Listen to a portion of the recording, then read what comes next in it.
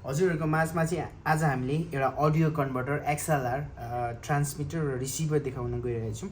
यसको भित्र के छ र यो चाहिँ अहिले अनबक्सिङ गर्दै गरेको चाहिँ तपाईँको 4 च्यानल हो र बिडी डाइरेक्सन खालकेमा रहेको छ र यो चाहिँ ए भनिएको छ। यो चाहिँ ए चाहिँ ट्रान्समिटर, यताबाट चाहिँ पावर सप्लाई है। त्यसपछि यहाँनिर चाहिँ यो बिडी डाइरेक्सन भएको कारणले बोथ साइडमा फिमेल मेल दुईटा रहेको छ भने यसमा पेयर आउनु भएको कारणले अर्को साइडमा पनि यो चाहिँ तपाईँको बी रहेको छ र यसमा पनि यहाँ चाहिँ मेल यहाँ फिमेल कनेक्टर रहेको छ। यो चाहिँ 4 च्यानलको भयो हैन।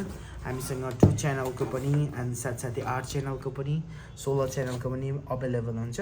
तपाईँले यो अप्टिकल फाइबर रिलेटेड जति पनि इक्विपमेन्ट्सहरू चाहिन्छ तपाईँले हामीलाई कल गर्न सक्नुहुन्छ। Thank you so much.